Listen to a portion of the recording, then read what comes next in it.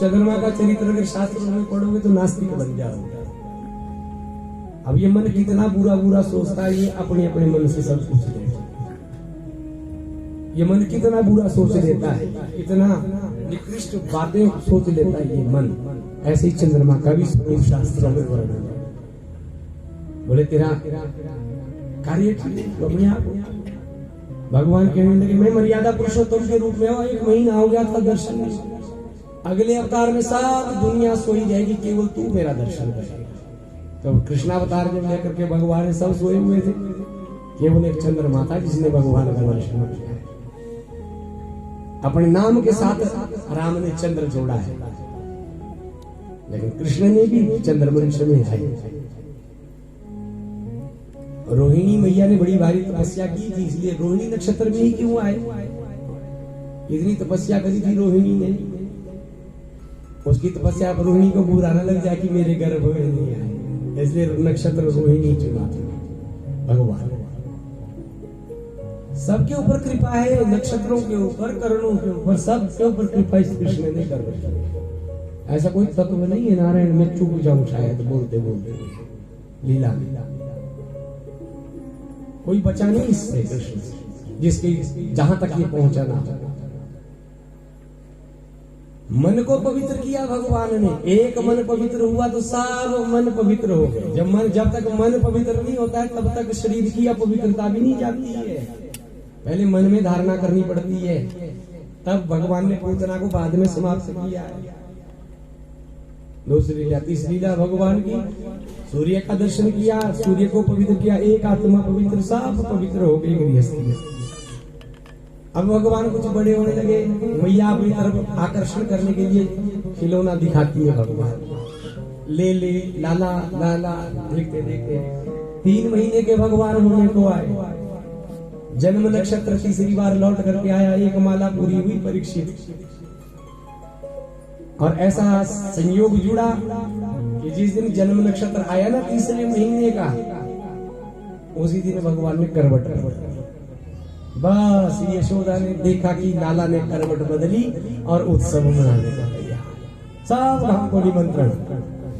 बोले किस चीज का निमंत्रण है भाई? बोले करवट बदलने का बुलवा है, मेरे लाला ने करवट बदल दी, उत्सव मनाओ। अब करवट बदलने का बुलवा हुआ और लाला को जो है बुलाया, सब आ गए घर में, सबके आने की तैयारियां हुई। अब जब सब घर में मेहमान ज्यादा भर गए तो कमरे तो सारे भर गए अतिथियों से। मेरे लाला को नींद आ रही है, कहीं ऐसा ना हो इसकी नींद भंग हो जाए। भैया ने दूध पिलाया, दूध पिला करके लाला को पलना में सुलाया। लोरी गाती है मैया यशोदा, भगवान को सुलाती है। ऐसी लोरी गाई भगवान के लिए कि भगवान को निद्रा आने लगी। बोली बाल कृष्ण भगवान की, छगन मगन मेरे लाल को आजार निंदिया, छगन मगन मेरे लाल को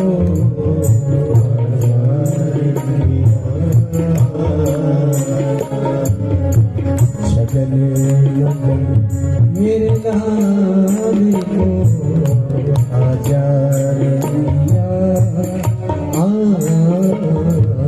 छगन मगन मेरे लाल को आजार निंदिया। चंचल मोहन श्याम के नैनन बीच समाया, चंचल मोहन श्याम के नैनन बीच समाया। जप तप पूजा पाठ सो विधिना दियो हिला, जप तप पूजा पाठ विधिना दियो हिला। सो जा कन्हैया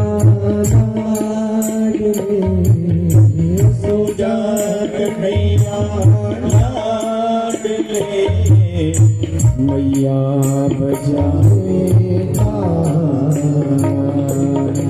कैसे सुनावे लाल को धीरे धीरे लोरी बात सुनाओ लाल को धीरे धीरे लोरी बात शगने मगन मेरे लाल को आजा रे दुनिया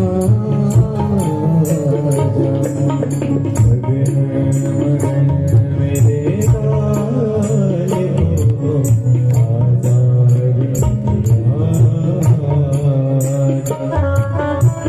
जय हो हरि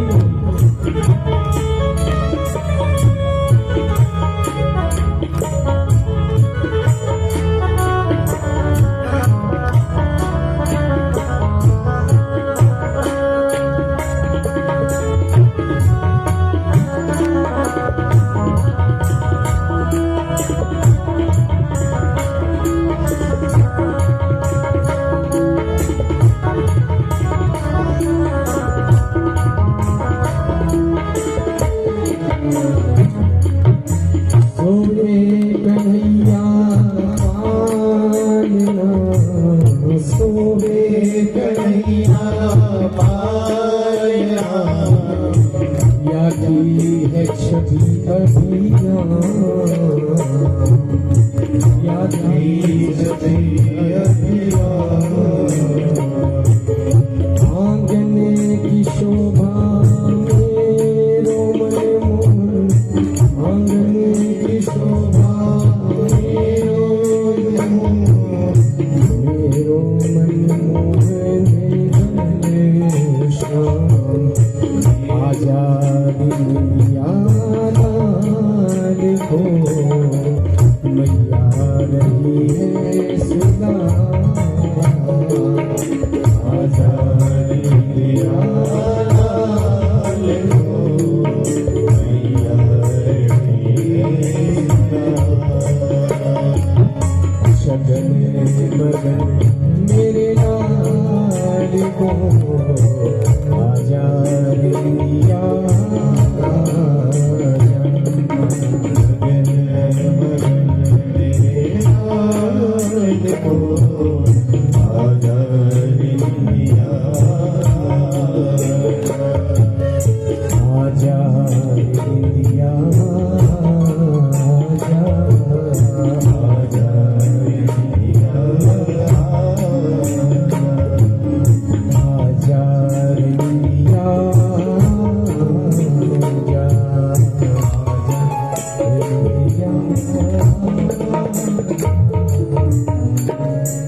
बोले वाले कृष्ण भगवान की मैया ने लोरी सुनाई लाला को जबरदस्ती लाला ने आंखें बंद कर जबरदस्ती माँ को दिखाने के लिए जब सो के कन्हैया पलना में पड़ा।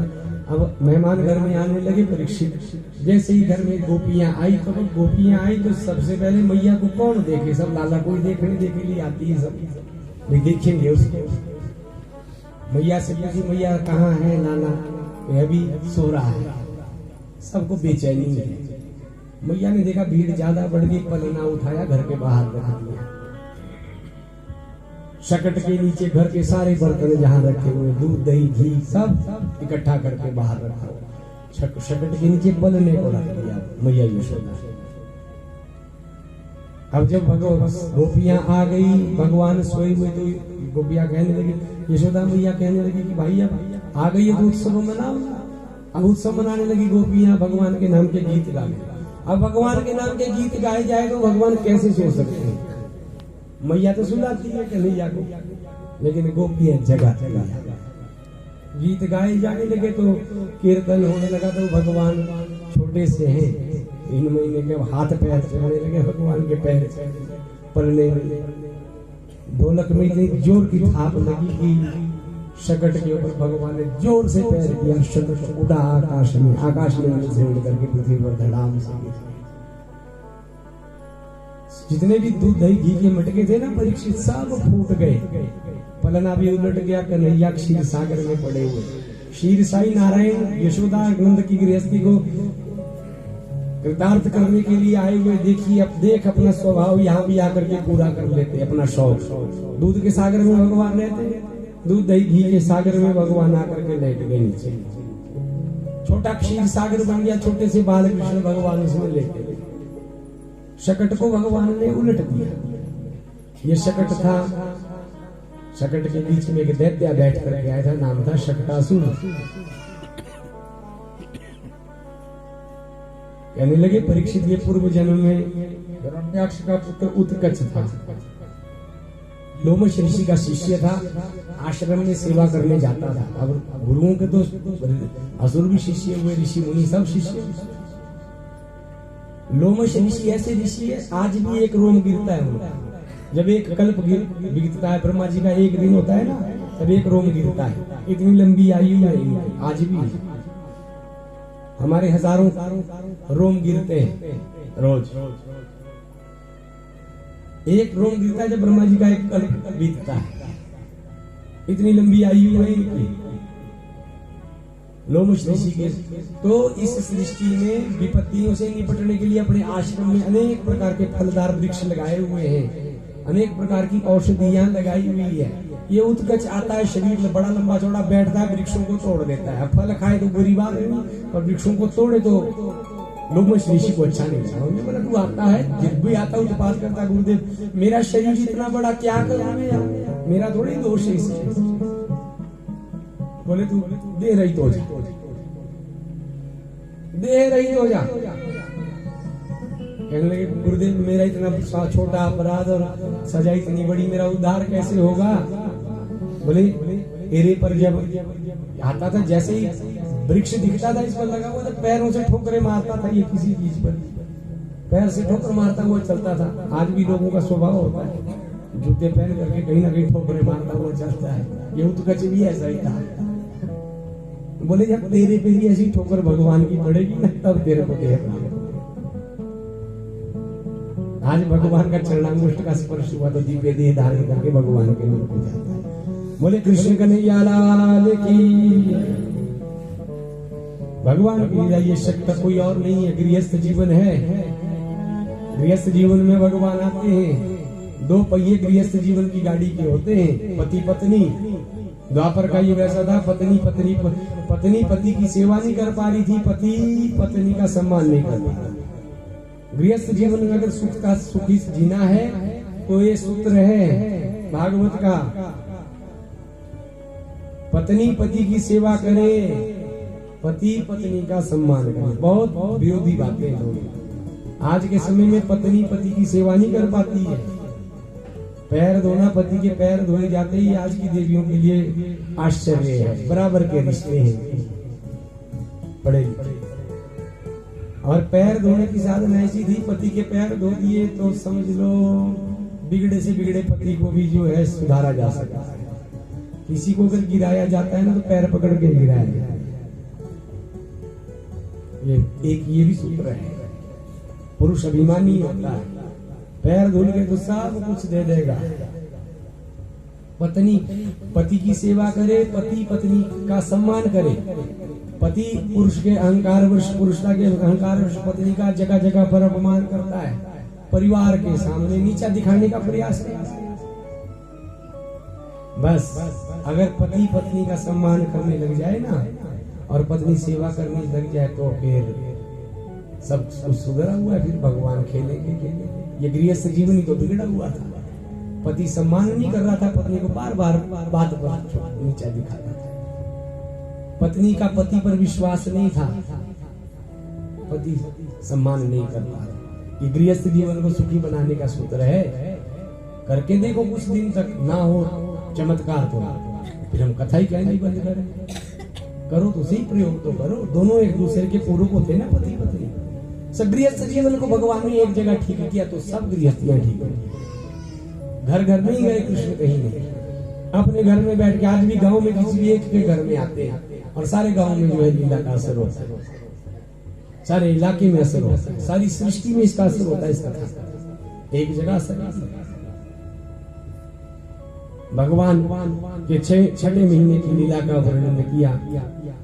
6 महीने के भगवान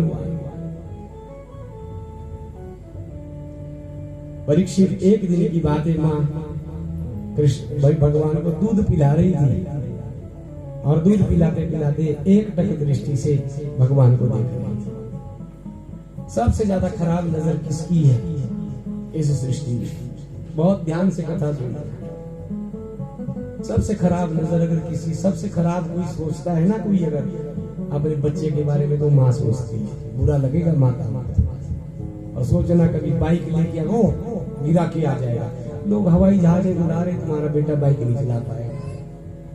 सबसे बुरा माँ सोचती है अपने बच्चे के लिए। इसलिए माताओं को भी अपने बच्चे के बारे में बुरा नहीं सोचना चाहिए अगर अपने बच्चे को उन्नति के मार्ग में ले जाना चाहिए। सबसे बुरी नजर माँ की होती है। माँ की नजर लगी, भार बढ़ा दिया भगवान ने अपना लीला में। अष्ट सिद्धियों को लेकर के आए हुए भगवान प्रयोग कर रहे हैं। भगवान सबसे पहली सिद्धि है गरिमा सिद्धि का प्रयोग किया है, भारी होना। माँ को किसी को अपना बच्चा भारी नहीं लगता है। जब माँ को बच्चा भारी लगने लग जाए तो समझ लेना नजर लग गई। फिर नजर उतारनी पड़ती है। कैसे उतारनी हो बता दिया हो। गौशाला में ले जाके गाय पालनी पड़ेगी, नारायण नाम बोल के झाड़ा देना पड़ेगा, पंचगव्य बना करके पिलाना पड़ेगा। आसुरी तत्व पास में, ये ब्रह्मास्त्र है।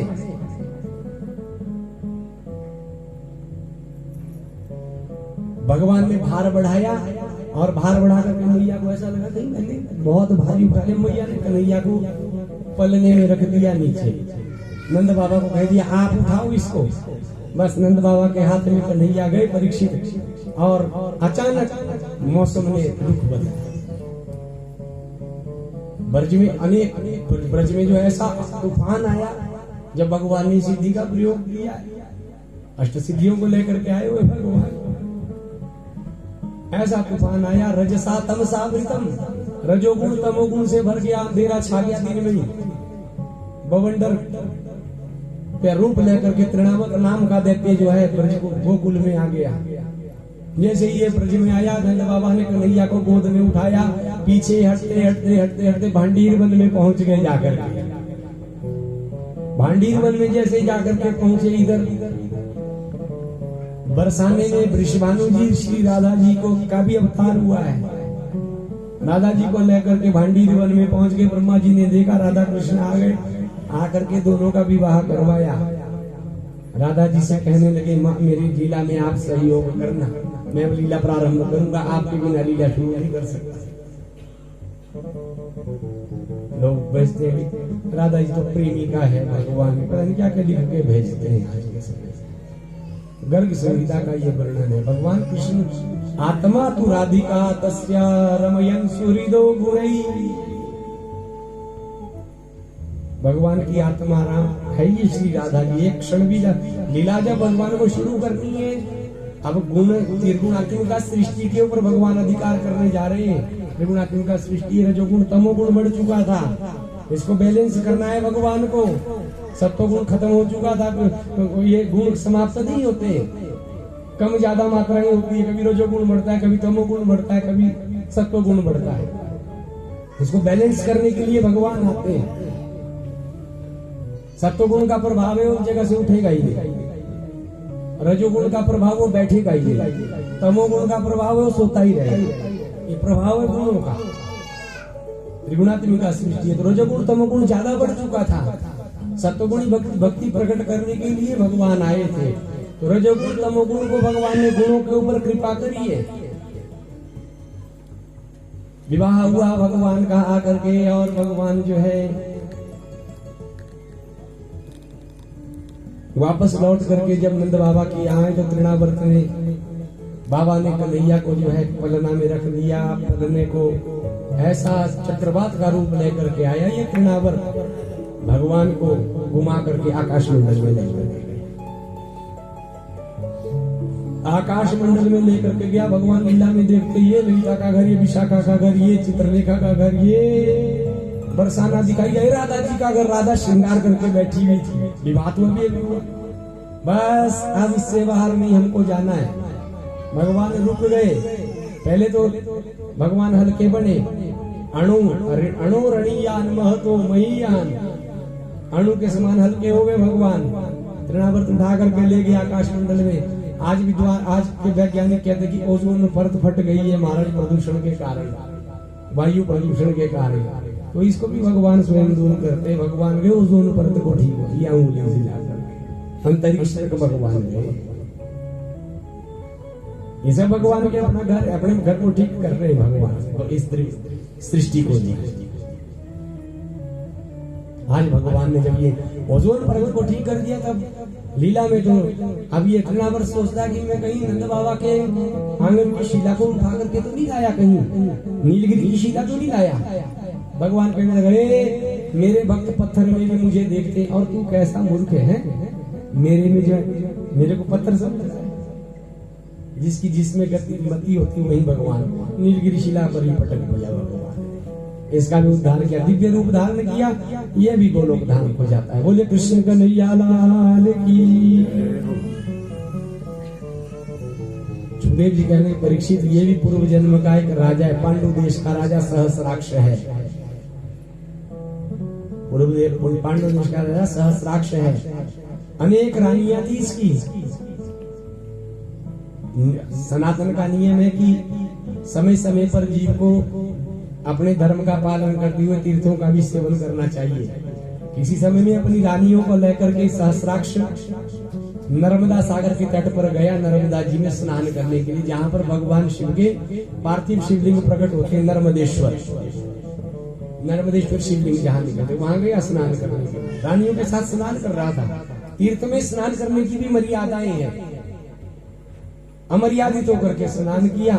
तीर्थों में संत महात्मा भी स्नान करते, दुर्वासा जी भी स्नान कर रहे थे। ये अपनी रानियों के ऊपर जल फेंक रहा था। हाथ पकड़ करके पति पत्नी के तीर्थ में स्नान करे तो 7 जन्मों का संबंध होता है। और ये मर्यादा भूल गया। हजारों रानियां थी, सब एक दूसरे नहलाने लगी। अब जब इसके ऊपर जल गिरने लगा सहस्राक्ष के ऊपर, सहस्राक्ष ने जल के ऊपर फेंकने लगी जल, तो फेंकते फेंकते नीचे दुर्वासा जी के ऊपर भी जल गिरने लगा। दुर्वासा जी ने समझाया, राजन तीर्थ में संत लोग भी स्नान करते, जरा बड़े प्रेम से स्नान करना चाहिए। तुम क्या कर रहे हो अपनी रानियों के साथ? कहने लगे महाराजा हम भी तो तीर्थ करने आए, आप थोड़ा नीचे चले जाओ। विवादित हो गया दुर्वासा के साथ में, क्रोध का अवतार है। अपना प्रभाव दिखाया दुर्वासा जी ने। ज्यादा तुझे अपने राज का मत होता है, राजमत होता है। संत महात्माओं की विकास सुनता है जीव जो है, मद में अहंकार से ग्रसित जीव जो है। राजा ने दुर्वासा का अपराध किया और दुर्वासा जी से शापित हो गया, देह हो जा, तेरी भी देह गिर जाए, वायु रूप हो जाएगा।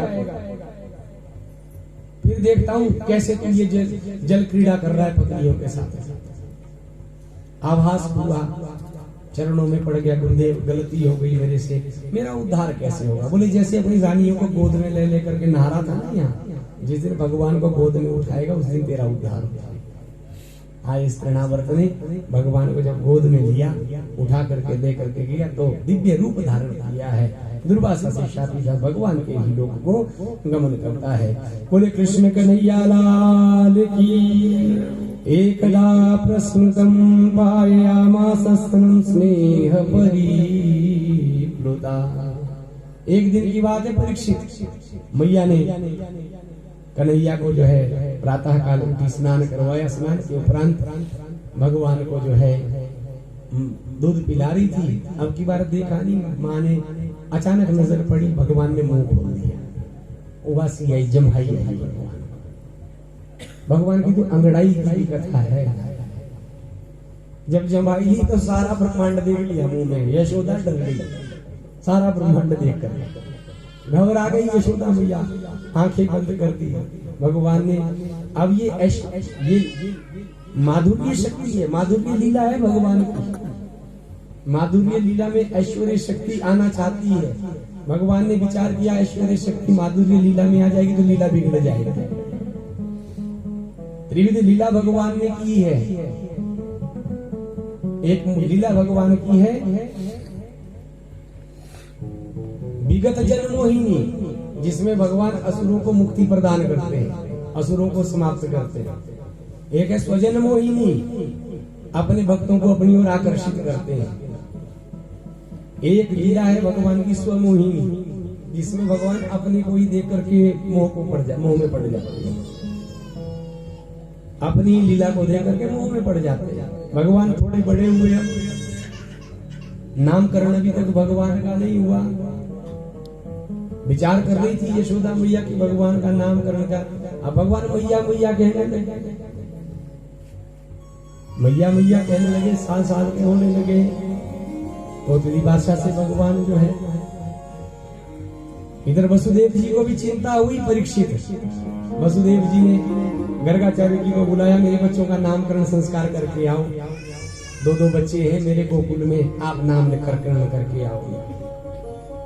वसुदेव जी के कहने पर गर्गाचार्य जी आए नामकरण संस्कार के लिए। नंद बाबा ने स्वागत सत्कार किया। कहने लगे पुरोहित जी आप आए हो, तो लगे आप मेरे बच्चे का भी नामकरण संस्कार कर दो। अगर आप कहते, गर्ग जी कहने लगे मैं जो है यदुवंशियों का कुलगुरु हूं, यादवों का कुलगुरु, आपके तो कुलगुरु शांडिल्य मुनि। तो एक बात है, तुम ही ब्रह्म विदाम श्रेष्ठ संस्कारान कर तुमर्हसी बालयोरन योगेनाम जन्मना ब्राह्मणो गुरु। आप ब्राह्मण हैं और ब्राह्मण गुरु होता है। शांडिल्य मुनि पता नहीं कब आएंगे, इसलिए आप मेरे बच्चे का भी नामकरण संस्कार करो। मेरे का भी नामकरण संस्कार को, यशोदा मैया को भी कहा नामकरण संस्कार करने के लिए। अब उत्सव नहीं मनाऊंगी, क्यों? जितने भी उत्सव किए कोई ना कोई देख के आया। अब तो चुपके से नामकरण संस्कार। भगवान की अद्भुत लीला है। परीक्षित मामा की तरफ से उपहार आते हैं जब भांजे का जन्म होता है। पहले गुड़िया दी तो भगवान ने तोड़ मरोड़ दी। कितनी देर खेलता है बच्चा गुड़िया के साथ? थोड़ी देर। फिर जब थोड़ा बड़ा होता है फिर गाड़ी लेकर के आते हैं। तो शक्टासुर आ गया गाड़ी, तो गाड़ी भी कितनी देर कितनी महंगी लेके दो बच्चे को आप। जब तक उसका पुर्जा अलग नहीं होगा तब तक चैन कहां लेंगे। बाल कृष्ण ने फिर हवाई जहाज दिया। हवाई जहाज को कहां छोड़ा भगवान ने? आकाश तक उड़ाया ड्रोन की तरह और नीचे पटक दिया। उपहार आ रहे हैं भगवान के लिए। नामकरण संस्कार की बारी आई। अब की बार में उत्सव नहीं करूंगी।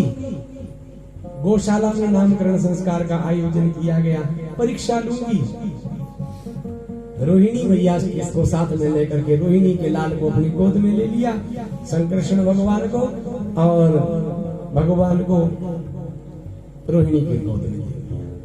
नामकरण संस्कार का ब्रह्म ज्ञानी को पता चल जाता है भगवान आते हैं। नियम होता है सबका भगवान के लिए। छोटा सा नियम भी भगवान को अपने सामने प्रकट कर देता। गर्ग जी का छोटा सा नियम था, स्वयं पाकी, बिना भगवान को भोजन किए कभी भोजन नहीं करते। छोटा सा नियम भी, भगवान को भोग लगाने का भी नियम हो तो उससे भी भगवान प्रसन्न। और हमने जो भी नियम दे रखा उसकी परीक्षा लेने के लिए भगवान आते हैं। आज भोजन बनाया अपने हाथों से, रोहिणी ने दूध दिया, खीर बनाई गई, भगवान को भोग लगाया। भजन भी करते, भोग भी लगाते हैं, रोज भजन गाते, आओ मोहन भोग लगाओ। बस भोग लगाया। जैसे ही आज तो भगवान मैया की गोद से उछल करके पहुंच गए थाली में जा करके, बड़े प्रेम से खीर का भोग लगाया ठाकुर। गर्ग जी महाराज एक समय भोजन करने वाले थे। परीक्षित एक समय भोजन करते थे। बस सायंकाल में अब भोजन का समय भी होता है। पहली बार भोग लगाया तो भगवान आगे, दूसरी बार अब देरी भी हो रही, भूख लगी जो एक समय भोजन करे।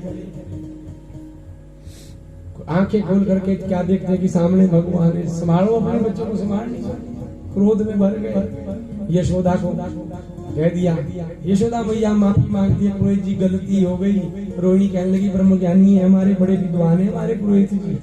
बोले हाँ देख लिया, मैं हमारे यहाँ दूध की कोई कमी नहीं, आप दोबारा खीर बना लो। दोबारा खीर बनाई।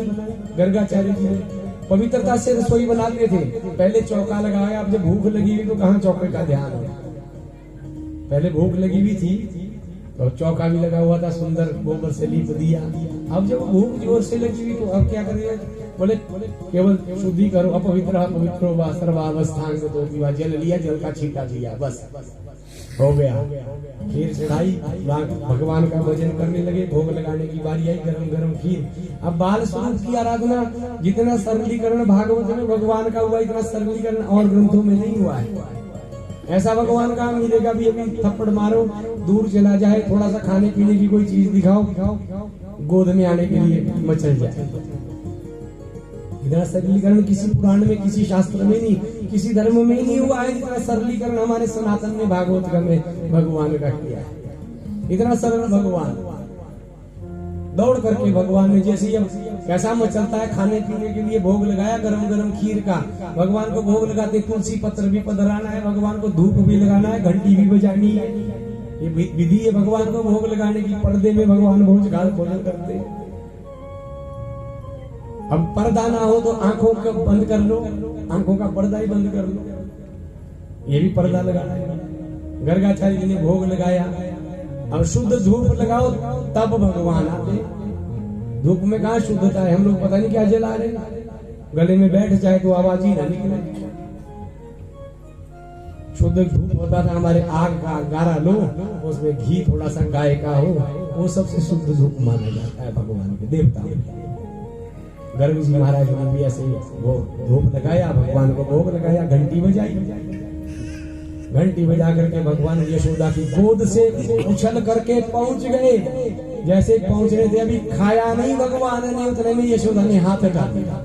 जानती है मेरे लाला का हाथ जगह, हाथ नहीं चल उठाया, और जैसे ही हाथ स्पर्श भगवान के साथ में हुआ तो उछल गए। गर्गाचार्य ब्रह्म का स्पर्श हुआ है भगवान का, उछल गए ऊपर को, जा देखने लगे भगवान, और क्रोध में भरे हुए अपने बच्चों को संभाल नहीं सकती, फिर जूठा कर दिया।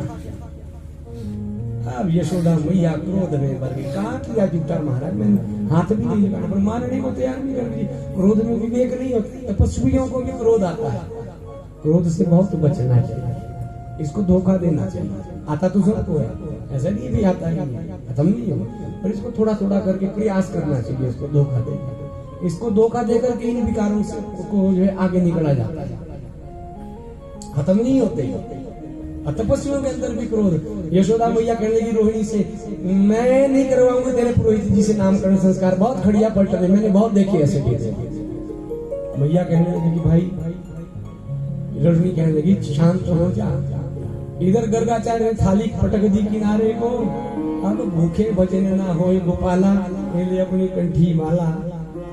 भूखे कहाँ भजन होता है नारायण, भजन भी तब होता है जब पेट पर पूरा भरा हुआ।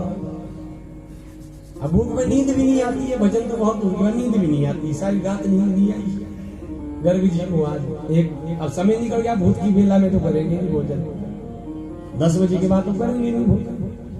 लगे भजन करने, भजन भी कितना करे, माला भी पटकी, लेटने लगे, नींद ना आए। पर एक समय ऐसा था जब योग निद्रा अपने आगोश में लेती है सबको। प्रातः काल 3 से 4 बजे की जो निद्रा है, बस जैसे क्या देख देगी, मैंने भोग लगाया, भगवान सुन रहे, और 4 बजे उठ करके बैठ गया, रोना शुरू। मैंने जो नियम दिया था भगवान को भोग लगाने का, भगवान लेने के लिए आए, मैं खिला नहीं पाया, पहचान नहीं पाया भगवान। अब कैसे पहचानेगा, भगवान तो स्वयं आए थे। तो ज्ञानियों की भी परीक्षा होती है, भक्तों की नहीं।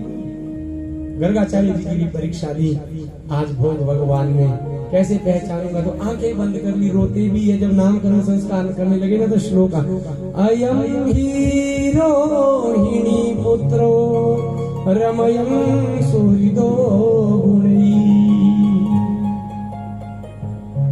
अरे जो अयम ही रोहिणी पुत्रो, यशोदा की गोद में जो ये रोहिणी का बेटा है, अपने गुणों के द्वारा ये सब के अंदर रमण करता है, या सब इसके अंदर रमण करते, इसलिए इसका नाम एक राम होगा। इसके बराबर कोई बलवान नहीं है, बलराम होगा। इसके गर्भ का संकर्षण हुआ, इसलिए इसका नाम संकर्षण होगा। नामकरण संस्कार करने से बलराम जी ने देखा बाबा की तरफ, बाबा सब रहस्य अभी खोल दोगे, भविष्य के लिए भी रहने दोगे थोड़ा बहुत, तो भगवान चुप हो। अब आई भगवान के नामकरण की बारी कहने लगी, तेरे यहाँ तो साक्षात नारायण नारायण नारायण समूह नहीं प्रागयम वसुदेव से, ये पहले वसुदेव के यहाँ भगवान ने जो प्रागयम वसुदेव, ये बताओ कि कोई ये मेरे को अलमारी में बंद कर देगी सबके सब, मैं माधुर्य लीला का मौज लेने के लिए आया हूँ। बस भगवान के कहने पर कहने लगे इस सबको अपनी तरफ आकर्षित करेगा, इसलिए इसका नाम कृष्ण होगा। कभी शुक्ल रूप धारण करता है, कभी रक्त रूप धारण करके आता, कभी पीत रूप, इदानीम कृष्णताम कथा, अभी ये कृष्णता को प्राप्त हुआ इस युग में आकर के। तेरे लाला के नाम से तो सारे के सारे शास्त्र भरे पड़े हैं, यशोदा मैया। गोपाल सहस्त्र नाम, विष्णु सहस्त्र नाम, राम सहस्त्र नाम, कृष्ण सहस्त्र नाम, सभी के नामों से तो भरे पड़े। ये जैसी जैसी लीला करेगा इसके से वैसे वैसे नाम पढ़ते चले जाएंगे आगे। नाम बड़े टेढ़े रख दिए गर्गाचार्य जी ने। यशोदा मैया विचार करने लगी, ये टेढ़ा कृष्ण नहीं बोला जाएगा, सरल कर दिया। यशोदा मैया कन्हैया कहती है यशोदा मैया। बलराम जी को बलराम नाम रखा, बलराम तो सरल है, कृष्ण टेढ़ा इसलिए कन्हैया नाम रखा। कन्हैया बोलती है, भगवान पढ़ने लगे, घुटुवन घुटुवन चलने लगे, सबको अपनी ओर आकर्षित करने लगे। परीक्षित कुछ बड़े भगवान हुए, अपने पैरों पर भी भगवान चलने लगे, भगवान की जो है पैंजनियां बजने लगती है, भगवान जो है मैया मैया कहना शुरू कर देते हैं। मैया मैया कह करके एक दिन की कथा है, अपनी ही लीला से भगवान मोह में पड़ जाते हैं। यशोदा मैया का भवन इतना सुंदर है, मणि स्तंभों से बना हुआ है। माखन किसी दिन निकाला मटके से, तो मणि स्तंभ में अपने कोई देख लिया मक्खन निकालते हुए, खाने को तैयार हुए। भगवान तो मणि में अपने ही रूप देख करके मुंह में पड़ गए कि दूसरा चोर कौन आ गया। आंखें दिखाते तो वो भी आंखें, चुपके से भगवान ने अंदर ही रख दी, मक्खन खाया ही। मैया देख रही थी ये सब लीला की, अपना बच्चा खाएगा तो अच्छा है, नहीं खाया भगवान ने। मैया आ गई, कहने लगी कन्हैया क्या बात हुई, क्यों तूने मक्खन छोड़ दिया, क्यों चोरी करने लग गया घर में? मैया चोरी नहीं, हमारे घर में चोर आ गया है। बोले कौन? बोले मैं दिखाऊं। मैं जब इसको कहता हूँ कि भाई चोरी करना अच्छी बात नहीं, तो ये मेरे को ही समझाता है ये अच्छी बात नहीं है। मैं इसको गुस्सा दिखाता हूँ, मेरे को आंखें दिखाती, मैं कहता हूँ निकल बाहर, तो मेरे कोई बाहर निकाल। आई दर्पण में जैसा देखो वैसे तो प्रतिक्रिया आएगी ना सामने से। भगवान अपनी कोई देख करके, ये भगवान की स्वजन मोहिनी माया है। इस माया का दर्शन जो है सूरदास जी महाराज ने किया है। आइए हम लोग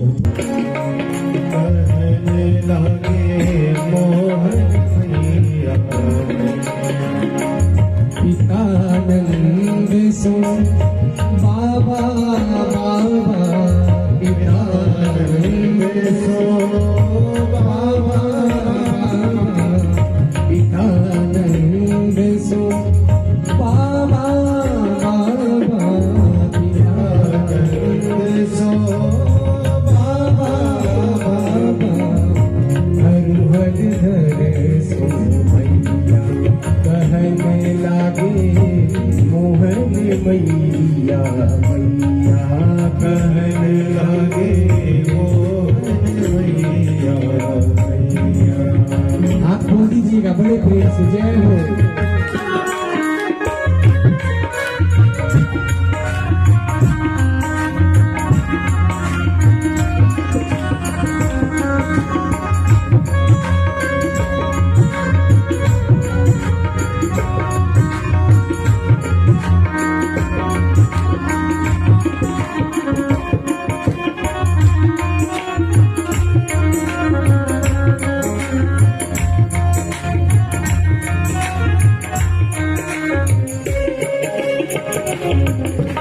ऊंचे चढ़ी चढ़ी कहते यशोदा ले ले नाम कन्हैया, ऊंचे चढ़ी चढ़ी कहते यशोदा ले ले नाम कन्हैया, ऊंचे चढ़ी चढ़ी कहते यशोदा ले ले नाम कन्हैया, ऊंचे चढ़ी चढ़ी कहते यशोदा ले ले नाम कन्हैया। कहूँ दिन जाऊँ लाल रे मारे की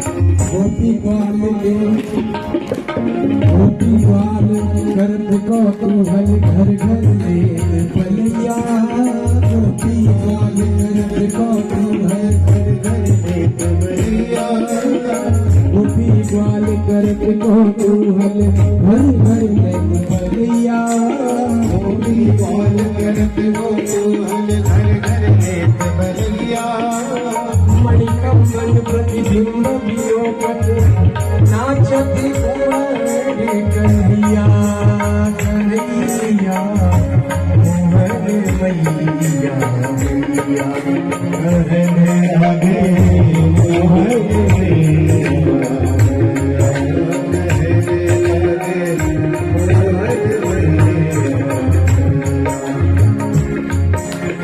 नंद यशोदा जी के उड़ते यह छवि अनक नजैया नंद यशोदा जी के उड़ते यह छवि अनक कन्हैया नंद यशोदा जी के उड़ते यह छवि अनक नजैया यशोदा जी के उड़ते यह छवि अनक नजैया सूरदास प्रभु तुम्हारे दर्श करे चरण की भले भैया कन्हैया मोहन मैया मैया कहने लगे मोहन मैया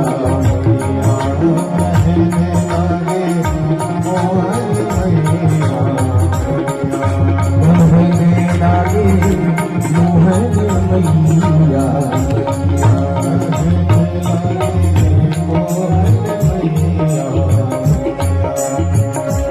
पितानंद सो बाबा बाबा पितानंद सो बाबा बाबा पितानंद सो बाबा बाबा पितानंद सो